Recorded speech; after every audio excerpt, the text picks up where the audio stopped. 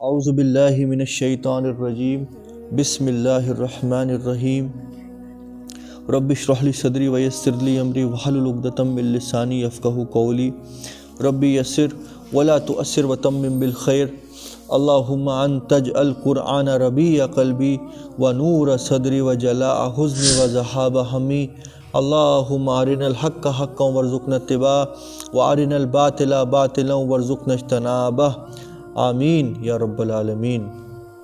تو سورۃ النون میں ہم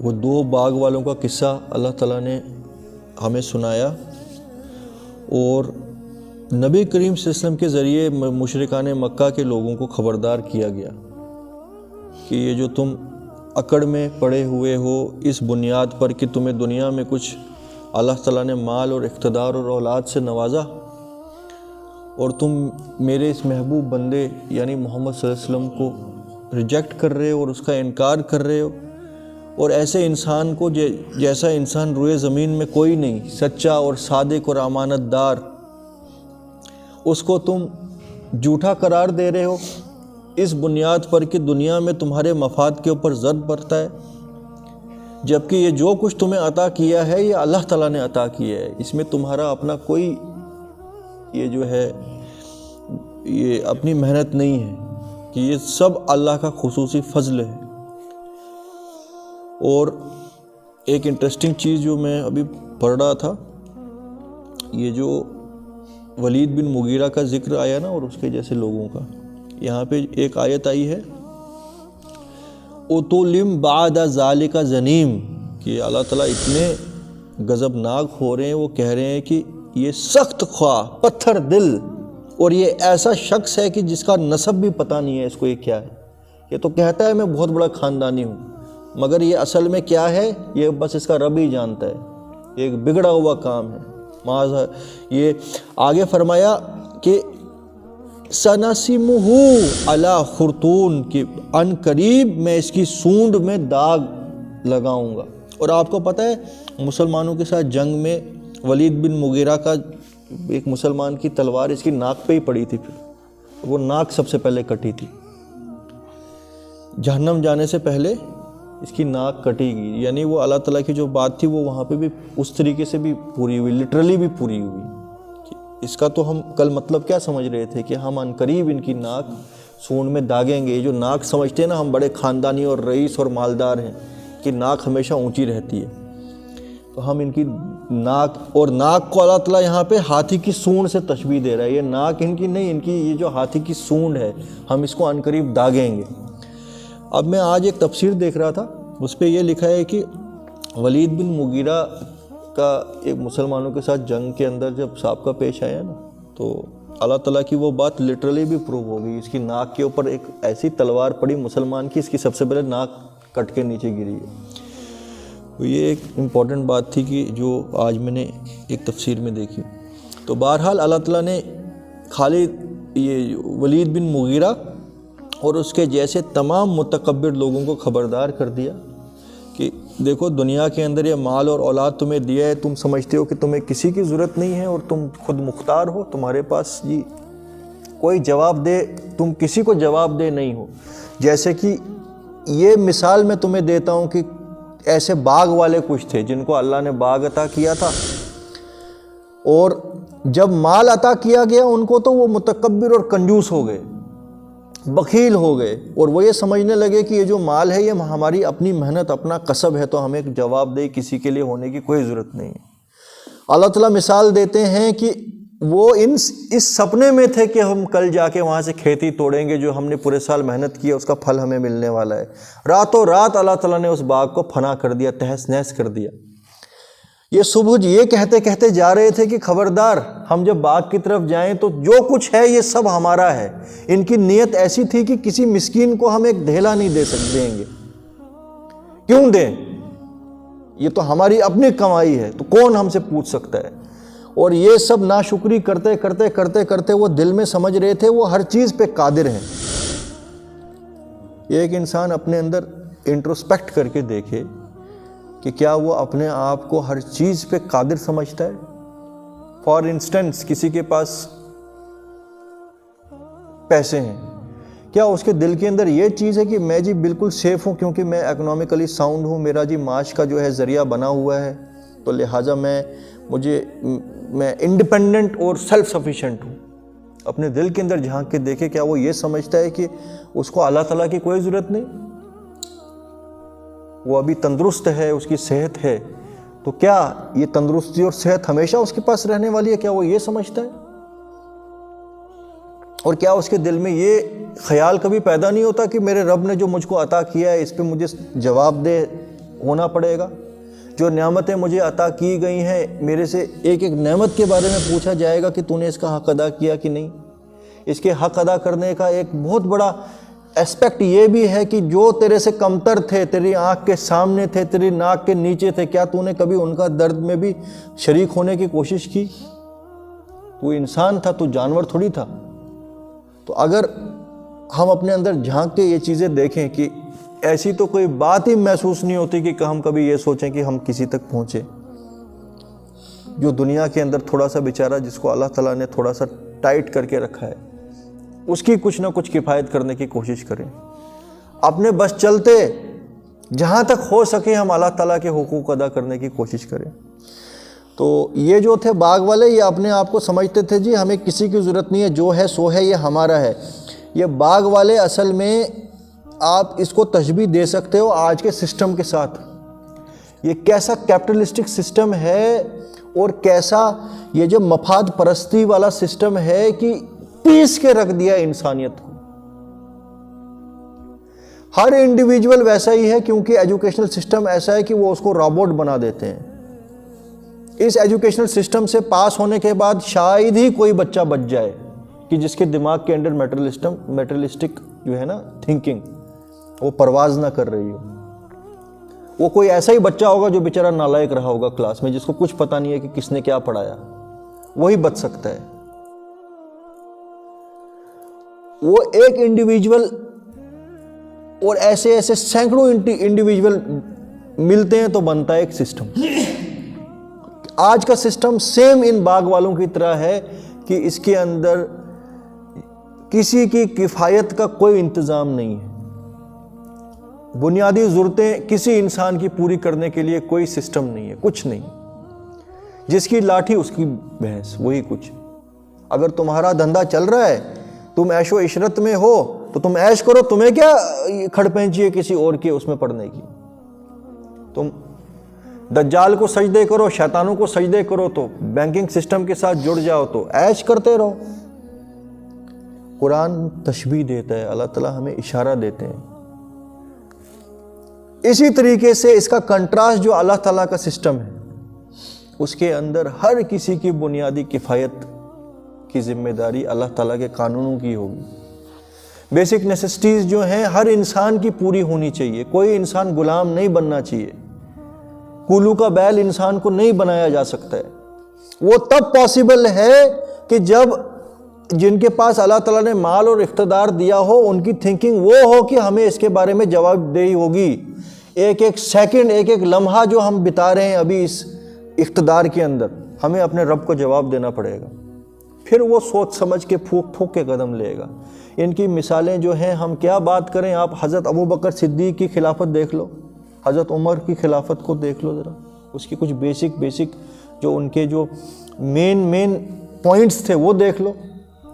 حضرت ابوبکر صدیق نے پہلے ہی دن جب خلیفہ بنے، جمعہ تھا غالباً، اس نے سارے مسلمانوں کو بلا کے اکٹھا کیا جمعہ کے خطبے میں، اور یہ کہا کہ ابھی تک تو میں اپنا کوئی کام کیا کرتا تھا، کوئی بزنس کیا کرتا تھا سائیڈ بائی سائیڈ، محمد صلی اللہ علیہ وسلم کا ساتھ بھی دیتا تھا اور کچھ نہ کچھ اپنی فیملی کی پرورش کے لیے بھی انتظام کرتا تھا، مگر اب اللہ نے مجھ پہ اتنی بڑی ذمہ داری ڈال دی، میں تو اب اپنا دنیائی کوئی کام نہیں کر سکوں گا۔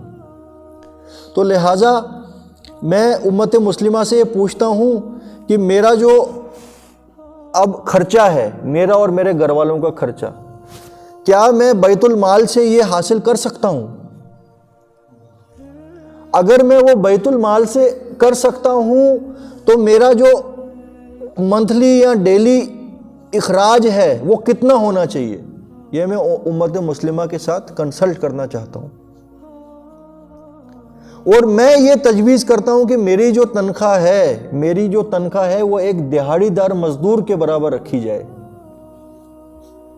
تو لوگوں نے پوچھا کہ امیر المومنین اگر آپ کی ضرورتیں پوری نہیں ہوئی، وہ تو دہاڑی تو بہت کم ہوتی ہے، تو حضرت ابوبکر صدیق فرماتے ہیں پھر میں جو ہے دہاڑی ریوائز کر دوں گا دہاڑی دار مزدوروں کی، یعنی میں دہاڑی بڑھا دوں گا، کیونکہ مجھے پتہ لگے گا نا کہ اس میں خرچہ پورا ہو رہا ہے، بنیادی ضرورتیں پوری ہو رہی ہیں کہ نہیں ہو رہی ہیں۔ ایک چھوٹی سی ایگزامپل ہے، یہ وہ خدا کا سسٹم ہے نا جس کے لوگ کچھ ایسے ہوں گے، جب لوگ ایسے ہوں گے نا جو اس سسٹم کو چلا رہے ہوں، پھر جا کے کفایت کا انتظام ہوگا، پھر گاڈ فیئرنگ سٹیٹ وجود میں آئے گی۔ ابھی جو سٹیٹیں وجود میں ہیں، یہ جو سٹی سٹیٹس ہیں، یہ تو ایسی کٹ کھنی، اس کو آپ کہہ سکتے ہو ملوکیت ہی ہے، یہ کہنے کے لیے ڈیموکریسی ہے، مگر ہے یہ ڈکٹیٹرشپ آف کیپٹلسٹ، جس کی لاٹھی اس کی بھینس، وہ سسٹم چل رہا ہے۔ تو اللہ تعالیٰ نے وہی ایگزامپل دی ہے کہ ایسے لوگ کہ جو یہ سمجھے کہ ہم قادر ہیں، ہمیں کسی کو جواب نہیں دینا، جو ہے سو ہے، ہماری محنت ہے، ہمارے دماغ ہیں، ہماری کیپیسٹی ہے، ہماری سائنٹیفک ریسرچیں ہیں، تو لہٰذا ہم جو کرنا چاہیں، وہ جو ایک نہیں ہوتا ہے وہ پاگل سانڈ، وہ ہر کسی کو ٹکرے مارنے والا، اس کو کوئی یہ نہیں ہوتی ہے باؤنڈیشن کہ کوئی مجھے دیکھ رہا ہے، ایک بہکا ہوا سانڈ جیسا ہوتا ہے ویسا ایک انڈیویجول اور ایک سسٹم آج ہے۔ تو اللہ تعالیٰ فرما رہے ہیں ان مشرکان مکہ کی مثال بھی ان کے جیسی ہے کہ جو یہ سمجھ رہے تھے کہ ہم ہر چیز پہ قادر ہیں، مگر وہ آرام کر رہے تھے رات کو، اور پیچھے سے اللہ تعالیٰ نے ان کا سب کچھ فنا کر دیا، یعنی حاصل دنیا کے اندر بھی کچھ نہیں ہو، دنیا میں بھی ذلیل و خواری ہو کے رہے۔ چند روزہ زندگی کے اندر ان کو لگا کہ ہم بڑی عیاشیاں کریں، مگر آخر کار جو ہے عمر تو پوری زندگی تو تندرست انسان رہتا نہیں ہے، پوری زندگی تو اقتدار رہتا نہیں ہے۔ کتنے 30 مار کھانا ہے ابھی تک، آپ اپنے ہی ملک میں دیکھ لو، ایک سے بڑھ کر ایک اپنے آپ کو سمجھنے والے، او بڑے بڑے جی سو ڈیموکریٹک سسٹم کے ہیڈز، تو موئے پوچھتے ہیں کہاں ہے پچھلا والا، اس سے پچھلا والا، اس سے پچھلا والا۔ جاتے ہیں ویل چیئر میں، ویل چیئر کے بعد وینٹیلیٹر، اس کے بعد جان نکلنا بھی دشوار، سڑ سڑ کے مرتے ہیں۔ اب امریکہ یہاں کا چھوڑ دو، امریکہ کا حال دیکھو، امریکہ کے وہ بڑے بڑے جبار اور متکبر کی اور سویلائزیشن کہتے ہیں وہ دنیا کو، چاہے تم کتے اور بلی سے شادی کر لو، یہ ہے ہماری سویلائزیشن۔ مرد اور عورت کی پاکیزہ شادی نہیں ہونی چاہیے، اس کے لیے قانون ایسے ہیں کہ وہ شادیاں پاسبل نہیں ہیں، انسان اور کتے کی شادی پاسبل ہے، وہ ایزی کر کے رکھا ہے۔ تو کس طریقے سے مرتے ہیں پھر یہ آخر کار اپنی انڈیویجول لائف میں بھی؟ کون رہتا ہے دنیا میں؟ کتنی زندگی ہے؟ ای امانت چند روزہ نزد ماست، در حقیقت مالک ہر شے خداست۔ یہ چند روزہ زندگی کی امانت ہے، آخر کار تو سب نے یہیں کچھ چھوڑ کے جانا ہے۔ تو جس نے کرتوت کیے ہوں گے اپنے رب کو راضی کرنے کے لیے، وہ خوشی خوشی پھر اپنی آخری لیول پہ جاتا ہے۔ اس کے لیے تو اللہ تعالیٰ آسان ہی کر دیتے ہیں، اس کے لیے مرنا بھی آسان، پھر وہاں جانا بھی آسان، جواب دہی بھی آسان۔ جنہوں نے یہاں یہ چند روزہ زندگی کو سمجھ لیا، یہ جی ہم بڑے 30 مار خان اور بڑے متکبر بن گئے، تو یہاں بھی ذلیل و خوار، یہاں بھی جا کے سڑتے ہیں، اندر سے ویکیوم ہوتا ہے، ڈپریشن کے مریض ہوتے ہیں، وہاں جا کے تو پھر دلو دلالم بعیدہ، اللہ تعالیٰ کی طرف سے ایسی مار ہوتی ہے کہ جس کی کوئی پھر مثال نہیں ہو سکتی۔ تو یہ باغ والے بھی کچھ ایسے ہی تھے، ان کو دنیا کے اندر بھی اللہ نے رسوا کر دیا، تو ان کا باغ جو تھا، جو ان کی کھیتی، جو ان کا پروڈکٹ تھا، اس کی سمجھو ہر حال اس کا سب ختم کر دیا، اس میں تباہی مچائی۔ بعضهم علی بعض یتلاومون، تو یہ لگے ایک دوسرے کو پھر ملامت کرنے کی، کاش ہم شکر گزاری کرتے، کاش ہم نے اللہ کی بات مانی ہوتی، ہم اس طریقے سے ذلیل نہیں ہوتے۔ قالوا یا ویلنا انا کنا طاغین، اور یہ کہنے لگے کہ ارے ہم تو سرکش ہیں۔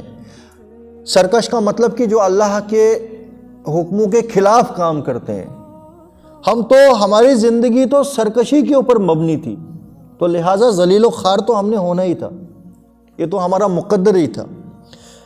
تو اللہ تعالیٰ فرما رہے ہیں کذالک العذاب، یہ ہوتا ہے عذاب دنیا کا، ولا عذاب الآخرت اکبر، مگر یہ بات جان لو اصل عذاب تو ہے جو اکبر ہے، سب سے بڑا، وہ آخرت کا ہے۔ کاش کہ یہ لوگ اس کو جانتے ہوتے۔ دنیا کے اندر رسوائی اور ذلت پوری زندگی انسان جیتا ہے کہ ہم اپنے مال اور دولت سے عیش کر سکیں، تو وہ عیش والا وقت آنے سے پہلے ہی اللہ تعالیٰ بٹن دبا دیتا ہے۔ ڈاکٹر بولنا شروع کر دیتے ہیں اب یہ نہیں کھانا، ڈاکٹر بولتے ہیں اب اینٹی ڈپریسنٹ لینا پڑے گا، پھر جا کے مخمل کے بستر پہ نیند آئے گی۔ پھر ڈاکٹر بولتا ہے بھائی یہ جو اولاد ہے تمہاری، جب وہ پہنچتی ہے نا ڈرگز کے نشے کے اندر چور ڈاکٹروں کے پاس، پھر وہ ان کو بولتے ہیں ان کو اب وہ جو وہاں بھیج دو ریہیبلیٹیشن سینٹرز میں۔ جس اولاد کے لیے پوری زندگی جان کھپائی ہوتی ہے، وہ اولاد اینڈ میں جا کے کوئی ایک دلدل میں گری ہوتی ہیں، دوسرے دلدل میں، یعنی جو جینے کا مقصد تھا بہت سے لوگوں کا، وہ مقصد ان کو پھر نظر آتا ہے یار یہ کیا، یہ ہماری کیا اب خیال رکھیں گے، ہم تو پوری زندگی کے لیے اب ان کے غلام بن کے رہنا پڑے گا۔ وہ حال ہو جاتا ہے پھر دنیا کے اندر بھی۔ تو کوئی آرام نہیں ہے ایسے لوگوں کے لیے دنیا میں بھی۔ ہمیں نظر آئے گا شان و شوکت اور لکشریس محلوں کے اندر ہے، مگر اندر سے کھوکھلے، اندر سے دیمک جیسے چٹ کر لیتا ہے نا، یہ بس چلتی پھرتے لاشیں ہوتی ہیں پھر جنہوں نے اللہ تعالیٰ کی نافرمانیاں کی ہوتی ہیں۔ آگے پھر ہم نے پڑھا تھا اِنَّا لِلْمُتَّقِينَ عِنْدَ رَبِّهِمْ جَنَّاتِ النَّعِيمِ، اور رہے وہ لوگ جو پرہیز کر کر کے پھونک پھونک کے قدم اٹھاتے رہے اپنے رب کے یہاں، ان کے لیے بہترین نعمت بھری جنتیں ہیں۔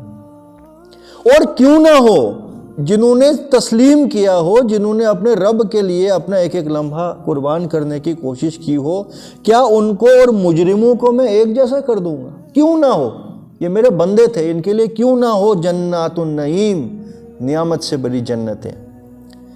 تمہیں ہو کیا گیا ہے، کیسے حکم لگاتے ہو کہ ایک ظالم، ایک متکبر، ایک جبار انسان جس نے کسی کا خون چوس چوس کے دنیا کے اندر اپنی جو اقتدار بنائے ہوں، کیا وہ اور ایک اللہ سے پرہیز کرنے والا، ڈر ڈر کے چلنے والا، دوسروں تک پہنچنے والا، اپنا پیٹ کاٹ کاٹ کے دوسروں کو کھلانے والا، کیا وہ برابر ہو سکتے ہیں؟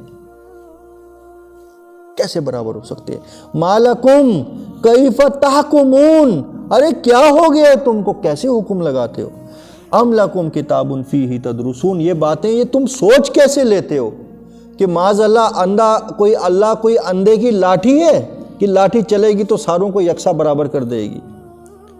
کیا فرمایا جا رہا ہے؟ یہ بات تم کیسے سمجھتے ہو؟ کیا تمہارے پاس کوئی کتاب ہے اللہ کی جس پہ یہ لکھا ہے کہ سب کا حال، سب کا انجام ایک ہی ہوگا؟ سمجھ رہے ہو؟ ام لکم کتاب فیہ تدرسون، اور کیا اس کتاب میں یہ بھی لکھا ہے کہ تم لوگوں کے لیے وہی کچھ ہے جو تم پسند کرتے ہو؟ یعنی ایک انسان اپنی من پسندیدہ زندگی گزارے، اس میں کوئی گواہ ہے کہ اس نے اللہ سے یہ بات سنی ہو یا اللہ کی کسی کتاب میں یہ بات لکھی ہو؟ ام لہم شرکاء، یا ان کا کوئی شریک ہے اللہ کے علاوہ جو ان کو آ کے یہ باتیں بتاتا ہے؟ فَلْيَأْتُوا بِشُرَكَائِهِمْ إِن كَانُوا صَادِقِينَ، تو لے کے آؤ اس کو، اللہ کے سامنے پیش کرو، کس نے یہ کہانیاں تمہیں سنائی ہیں جن کے اوپر تم اتنا عقیدہ رکھتے ہو کہ یہی کچھ ہونے والا ہے؟ اللہ نے جو تو کتاب نازل کی تھی اس میں تو سیدھے یہی مطلب ہے، گندم از گندم برائے جو از جو، گندم اگاؤ گے تو گندم ہی کاٹو گے قیامت کے دن، ہے نا؟ جو کا بیج لگاؤ گے تو اس پہ تو گندم اگے گی نہیں، یہ تو قرآن کا قانون ہے، جیسا کرو گے ویسا ہی تم بھرو گے۔ اور کرو گے کیا؟ جو اللہ کے احکام ہیں اگر ان کو فالو کرو گے تو انشاءاللہ امید ہے کہ سرخرو ہو جاؤ گے۔ یہ کہاں لکھا ہے کہ جو تمہاری مرضی وہ تم کرو، میرا جسم میری مرضی؟ یوم یکشف عن ساق ویدعون الی السجود، اور وہ وقت کہ جب اللہ تعالیٰ اپنے تخت پہ جلوہ فرما ہو اور فیصلے کی گھڑی آ جائے اور قیامت کا جو وہ پورا منظر، پورا کا پورا جو ہے نا قیامت کا میدان پورا سیٹ ہو جائے اور رب العالمین اپنے تخت پہ جلوہ فرما جب ہو فیصلے کے لیے، اس وقت یہ سجدہ کرنے کے لیے اپنی کمریں جھکانے کی کوشش کریں گے۔ یہ دیکھیں گے مومن سجدے میں گر گئے تو اس وقت ان کو لگے گا اب تو کوئی اور چارہ ہے نہیں، تو لہٰذا سجدے میں گرو، مگر اللہ تعالیٰ ان کی کمروں کے اوپر سیل کر دے گا، جیسے لوہے کے کنگے میخوں کے ساتھ ٹھوک کے یہ بالکل سجدہ نہیں کر پائیں گے۔ کہ جس وقت فیصلے کی گھڑی آ جائے گی ان کو سجدے کے لیے پکارا جائے گا، فلا یستطیعون، یہ سجدہ نہ کر سکیں گے، خاشعۃ ابصارہم، ان کی جو آنکھیں ہوں گی وہ جھکی ہوئی ہوں گی، وترہقہم ذلہ، اور چہرے کے اوپر ذلت اور مایوسی چھائی ہوگی، وقد کانوا یدعون الی السجود وہم سالمون، اور ان کو بلایا جاتا تھا سجدے کے لیے جس ٹائم سجدے کا وقت تھا، یعنی دنیا کے اندر۔ اور سجدے سے مراد کیا ہے؟ اللہ تعالیٰ کی عبادت کے اندر داخل ہو جاؤ، ادخلون فی السلم کافہ، کہ پورے کے پورے اللہ کی قانونوں کے اندر داخل ہو جاؤ، اسی سے عدل اور انصاف قائم ہو سکتا ہے، اسی سے ایک نفس سکون حاصل کر سکتا ہے، مگر یہ دنیا کے اندر تیار نہیں ہوا کرتے تھے۔ یہ تو اونچی ناک والے تھے نا جناب، بڑے عزت دار تھے۔ قرآن میں ایک جگہ آیا ہے کہ اللہ تعالیٰ فرشتوں کو کہتا ہے ان لعنتیوں کو گھسیٹ کے جہنم میں ڈالو، یہ بڑے عزت دار ہوا کرتے تھے طنزیہ انداز میں۔ ارے ان عزت دار لوگوں کو اٹھا کے ذرا جہنم میں گھسیٹو، ان کی تو بڑی لیڈرشپ ہوا کرتی تھی دنیا میں، ان کے تو پیچھے پیچھے لوگ چلا کرتے تھے۔ تو کیا اس وقت رسوائی ہوگی، ذرا سوچو، جو اپنے آپ کو بڑے بڑے سمجھتے ہیں، جی او ہو ہم جیسا تو کوئی نہیں ہے، اس وقت بولا جائے گا ارے ان عزت دار لوگوں کو ماتھے کے بل گھسیٹ کے پھینکو آگ میں، بڑے عزت دار ہوا کرتے تھے۔ فذرنی، اے نبی چھوڑ دے اس انسان کو، وَمَن يُكَذِّبُ بِهَذَا الْحَدِيثِ، اے نبی اس انسان کو اور اپنے رب کو چھوڑ دے، تیرا رب خوب فیصلہ کر دے گا اس انسان کا جو میری اس کتاب کو جھٹلاتا ہے۔ یعنی کہ اے نبی تم سائڈ پہ ہو جاؤ، یہ میرا ذمہ ہے اس انسان کے ساتھ ڈیل کرنا جس نے میری اس کتاب کو جھٹلایا۔ فذرنی، چھوڑ مجھے اور اس انسان کو جس نے میری اس کتاب کو جھٹلایا۔ جھٹلانے کا مطلب کیا ہے؟ ایک تو زبان سے کہہ دینا کہ میں قرآن کو نہیں مانتا، ایک تو عمل سے ثابت کرنا کہ اس کتاب کی میری زندگی میں کوئی ویلیو نہیں ہے، میں پڑھتے رہوں قل هو اللہ احد ان اللہ یرزق من یشاء وما الحیات الدنیا الا متاع الغرور، میں پڑھتا رہوں مگر یہ باتیں، یہ اللہ کے حکم میرے دل کے اندر چھاپ نہ چھوڑیں، ان کے اوپر مجھے ایمان نہ ہو، میں در در کی چوکھٹوں کو سمجھوں کہ یہی ہے میرے پالنہار اور میرے رازق، میں ہر جگہ جھکوں، اللہ تعالیٰ کی اس کتاب کے حکموں کے اوپر غور و فکر نہ کروں، یہ بھی تو جھٹلانا ہے۔ تو اللہ تعالیٰ فرما رہے ہیں نبی چھوڑ مجھے اور اس کو جو اس کتاب کو جھٹلاتا ہے۔ سَنَسْتَدْرِجُهُمْ مِنْ حَيْثُ لَا يَعْلَمُونَ، میں ان کو ایسی جگہ سے آ کے پکڑوں گا نا اور یہ جانتے بھی نہیں ہوں گے، مطلب ایسی جگہ سے ان کو آ کے عذاب میں لپیٹ لوں گا کہ ان کو پتہ بھی نہیں چلے گا، ان کو لگے گا ارے میری عیاشیاں تو بڑھ رہی ہیں، مگر وہ پھر جا کے ایسی جگہ ٹریپ ہوگا نا انسان، اس کو پتہ بھی نہیں چلے گا۔ جگہ جگہ وارننگ اور جگہ جگہ چیلنج ہے اللہ تعالیٰ کی طرف سے، کہ کہاں بچ کے جاؤ گے۔ املی لہم، ابھی تو میں نے ان کو ڈھیل دے رکھی ہے، ان قیدی متین، بے شک میری جو چال ہے یہ بہت پختہ ہے، بڑی قوی ہے، یعنی کہ میری جو چال ہے اس سے بچنے والے یہ نہیں ہے۔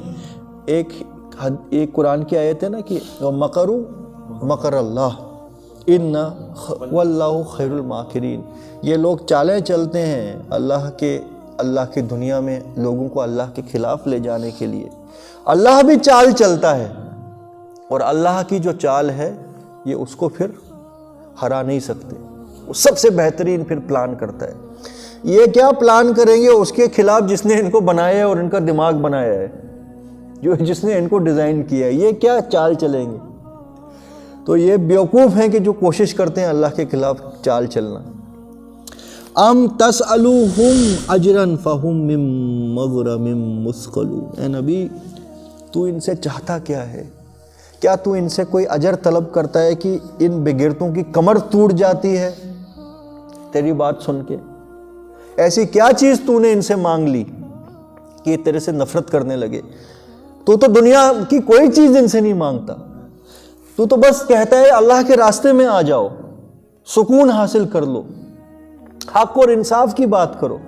تو یہ ان کے اوپر اتنی بھاری بیت جاتی ہے کہ کیا ایسے محسوس ہوتا ہے کہ تو نے پتہ نہیں کیا چیز ان سے مانگ لی کہ اس کے بوجھ کے تلے ان کی کمریں ٹوٹ گئی۔ ایسے یہ تجھے اگنور کرتے ہیں، ایسے یہ تجھ سے دور بھاگتے ہیں۔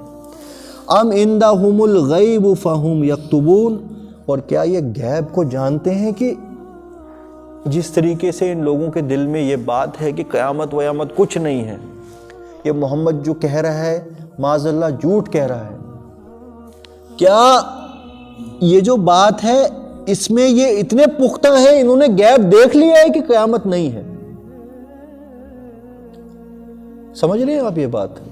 یہ مطلب کس انداز میں بات کی جا رہی ہے کہ ایک انسان چلو جس کے پاس گارنٹی ہو کہ کوئی قیامت آنے والی نہیں ہے، وہ ٹھیک ہے، وہ کانفیڈنس کے ساتھ اس میرے رسول کو ریجیکٹ کرے، مگر یہ بیوقوف یہ نبی اور اس اوپر جو کتاب نازل کی ہے اس کو ریجیکٹ کر رہے ہیں بنا کسی بنیاد کے کہ انہوں نے دیکھا کچھ بھی نہیں ہے، ان کو یہ بھی پتہ نہیں ہے کل کیا ہونا ہے، تو قیامت کا ان کو کیا پتہ؟ تو کیا یہ جو کانفیڈنس کے ساتھ ریجیکٹ کرتے ہیں، کیا انہوں نے غیب دیکھا ہے جنہوں نے پھر انہوں نے نوٹ کر کے رکھا کہ کیا کچھ ہونا ہے؟ فاصبر لحکم ربک، اے نبی آپ ان برے لوگوں کی باتوں کے اوپر غور مت کریے، جو آپ کو ستا رہے ہیں تو اس پہ صبر کریے، جلدی مت مچائیے۔ یہ ہمیں پتہ ہے نا سورۃ القلم جو ہے یہ نبی کریم صلی اللہ علیہ وسلم پہ انیشیل جو سورہ نازل ہوئے تھے ان میں سے ایک تھی۔ اس وقت لوگوں کی طرف سے، ظالموں کی طرف سے نبی کریم صلی اللہ علیہ وسلم کو ستانا بہت بڑھ گیا تھا، اور کیونکہ نیا ایکسپیرینس تھا، دنیا کے سب سے شریف آدمی کے اوپر جب تہمتیں لگائی جائے، اس کو کہا جائے کہ تو یہ جھوٹا اور مکار ہے، وہ انسان کی جس کو ہمیشہ صادق الامین کہا گیا ہو، اس کو قرآن کی وجہ سے یہ کہا جانے لگا یہ ساحر کذاب ہے، تو لہٰذا ایک دم تو ایک انسان اس چیز کو نہیں نا برداشت کر سکتا، تھوڑا سا ایکسپیرینس جب ہو جائے انسان کو پھر وہ پکا ہو جاتا ہے کہ یہ ظالم لوگ ہیں، تو لہٰذا ظالموں کو بولنے دو جو بولنا ہے، تو میں تو اپنا کام کرتے رہوں گا۔ مگر نبی کریم صلی اللہ علیہ وسلم جیسا شریف النفس انسان، ان کو جب ستایا جا رہا ہوگا ایسی باتیں برداشت کرنا تو بڑا مشکل کام ہے، تو نبی صلی اللہ علیہ وسلم کے دل میں آتی ہوگی بات کہ اللہ تعالیٰ ان کو قہری نازل کر دے ایک بار تاکہ ان کو ہوش ٹھکانے آ جائے، یا کوئی ایسی نشانی ان کے سامنے آ جائے کہ ان کی زبانیں بند ہو جائیں۔ اس کے اوپر اللہ تعالیٰ فرما رہے ہیں فاصبر لحکم ربک، اے نبی آپ صبر کریے، اپنے رب کے حکم کا انتظار کریے اور صبر کریے، وَلَا تَكُنْ كَصَاحِبِ الْحُوتِ، اور کہیں مچھلی والے کی طرح نہ ہو جانا، یعنی کہ جس طریقے سے یونس علیہ السلام صبر نہیں کر پائے اور وہ اپنے رب کے حکم کے بنا ہی اس علاقے کو چھوڑ کے چلے گئے کہ جہاں ان کی اللہ تعالیٰ نے ذمہ داری رکھی تھی، جہاں کے لیے اللہ نے ان کو رسول بھیجا تھا، تو ان کے قصے سے آپ بھی لیسن پکڑیے اور استقامت کے ساتھ اپنے رب کے دین کے اوپر جم جائیے، کہیں سوچنا بھی نہیں کہ میں یہاں سے باہر چلا جاؤں۔ ذرا دیکھو نا امتحان کیا ہے، اور عام آدمی کو اگر کوئی ستائے وہ وہاں سے نکل کے سائڈ پہ نکل جائے، رسول بیچارے نکل بھی نہیں سکتے تھے، اور حکم کہاں سے آ رہا ہے؟ سیدھے ہلنا بھی مت، اللہ تعالیٰ کی طرف سے۔ اور آپ کو پتہ ہے جس وقت ہجرت کا حکم آیا نا، ایک تو ہجرت ہوئی تھی نا جو ابیسینیا کے لیے سٹارٹنگ والی ہجرت ہوئی تھی، جو جہاں پہ خالی غریب اور کمزور طبقے کے مسلمانوں کو کہا گیا تھا کہ تم جا سکتے ہو حبشہ کی طرف، اگر تمہیں یہاں برداشت کرنا مشکل ہو رہا ہے یہ جو پروسیکیوشن اور جو تمہیں ستایا جا رہا ہے، تو اللہ کا حکم ہے کہ تم جا سکتے ہو۔ نبی کریم صلی اللہ علیہ وسلم کو حکم نہیں تھا جانے کا، مگر پھر اس کے 7 سال بعد غالباً جو مدینہ کی ہجرت ہوئی تھی، جس وقت تک نبی کریم صلی اللہ علیہ وسلم کی تمام پروٹیکشن جو تھی دنیائی طور پر وہ ختم ہو گئی تھی، ابو طالب بھی دنیا چھوڑ کے چلے گئے تھے، گزر گئے تھے، اور حضرت خدیجہ رضی اللہ عنہ وہ بھی چلی گئی تھی، تو لہٰذا نبی کریم صلی اللہ علیہ وسلم کو دنیائی طور پر جو اللہ نے ذریعہ بنایا تھا نا پروٹیکشن کا، وہ کافی ویک ہو گیا تھا۔ اللہ کی حکمت تھی. پروٹیکشن تو اللہ کی ہی ہوتی ہے مگر ذریعہ اللہ تعالیٰ نے دنیا میں جو بنایا تھا. تو نبی کریم صلی اللہ علیہ وسلم کے بارے میں اب پلان مشرکان مکہ نے یہ بنایا تھا کہ یار محمد صلی اللہ علیہ وسلم اب تو یہ جو ہے محمد اس کی وجہ سے بہت زیادہ پرابلم ہو چکی، اب لہٰذا ایک ہی بار کام تمام کیا جائے، کسی طرح ہم اس کو قتل کر دیں. تو انہوں نے پلاننگ تک بنا دی تھی کہ اب یہ جو قتل کرنے کا ہم وقت مقرر کر دیں گے. اور یہ چیز تو حضرت ابوبکر صدیق اور نبی کریم صلی اللہ علیہ وسلم کے ساتھیوں کو بھی پتہ لگ گئی تھی اور نبی کریم صلی اللہ علیہ وسلم کو خود بھی پتہ لگ گئی تھی، مگر وہ وہاں سے ہل بھی نہیں پا رہے تھے مکہ سے. جبکہ باقی لوگوں کو حکم آ گیا تھا کہ باقی لوگ مدینہ آپ جا سکتے ہو، میں نے بھی آنا ہے مگر میرے لیے ابھی پرمیشن نہیں آئی. تو حضرت ابوبکر صدیق اپنی جان کے معاملے میں تو نہیں ڈرتے تھے مگر نبی صلی اللہ علیہ وسلم کے معاملے میں وہ بہت گھبراتے تھے کہ کیوں نہیں ہم جا رہے ہیں، کیوں نہیں جا رہے ہیں. اللہ کا رسول اپنی پوزیشن چھوڑ کے نہیں جا سکتا، وہ یونیورسل ڈیوٹی کے اوپر ہوتا ہے. تو اللہ تعالیٰ کی وحی کا انتظار کر رہے تھے نبی صلی اللہ علیہ وسلم.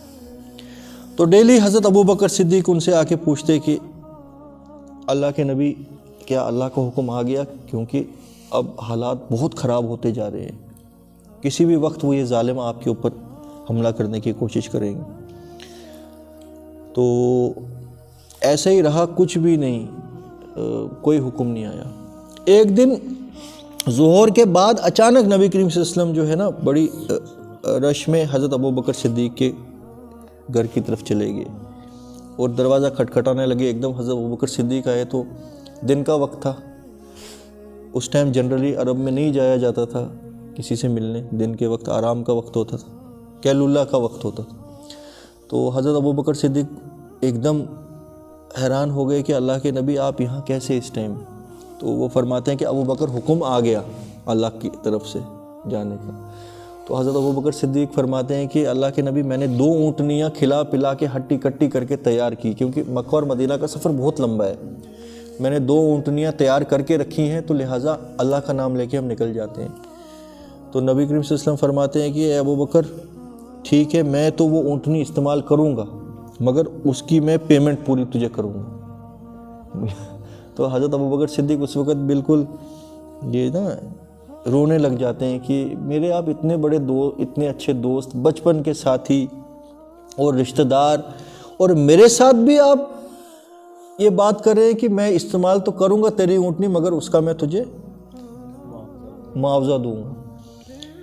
تو اتنے غیور تھے اللہ کے نبی صلی اللہ علیہ وسلم، کسی کا احسان نہیں لیتے تھے اور اپنے سب سے بیسٹ فرینڈ کا بھی احسان کبھی نہیں لیا. سسر بھی تھے. تو قرآن میں مگر ان کا نام آیا ہے کہ صاحبہ، اس کا دوست. جب وہ اس کے دوست کے ساتھ غار میں تھا، جب اس کے دوست نے کہا کہ اگر ان لوگوں نے تھوڑا نیچے کی طرف دیکھا اور ہم دکھ جائیں گے، تب اس کے دوست نے اس کو کہا کہ لا تحزن ان اللہ معنا، کہ گھبرا نہیں ابوبکر، اللہ تو ہمارے ساتھ ہے، کیسے دیکھ لیں گے ہمیں یہ. تو قرآن میں ان کا ایٹریبیوٹ آیا ہے صاحبو، اس کا دوست. سوچو نا، خود ہی ابوبکر صدیق کو اللہ تعالیٰ فرما رہے ہیں کہ نبی کا دوست. تو یہاں سے یہ پتہ لگتا ہے اللہ کے راستے میں ہجرت کرنے کا جو موقع ان کو مل گیا تھا، ہجرہ کرنا کتنا عظیم کام تھا. اس میں نبی کریم صلی اللہ علیہ وسلم کی نیت یہی تھی کہ میں اپنی محنت سے کمایا ہوا ہی مال استعمال کروں، فری میں ہجرت نہ کروں. یہ جو فری میں آج عمرہ کرنے چلے جاتے ہیں ہمارے مولوی اور مفتی، فلانے نے بتایا جی جاؤ ہماری طرف سے عمرہ کرنے ہیں، اور ایک نے 50 عمرہ کیے ہوتے ہیں. میں پرسنلی جانتا ہوں ان کو، یہ جی بڑے پہنچے ہوئے بزرگ ہیں، لہٰذا جی ہم نے آج اتنی حرام کی کمائی تو چلو مفتی صاحب کو عمرہ بھیج دیں گے. تو مفتی صاحب بڑے عیش کر کے، میں جی 6واں عمرہ کر کے آیا، 7واں عمرہ کر کے آیا، 8واں عمرہ کر کے آیا.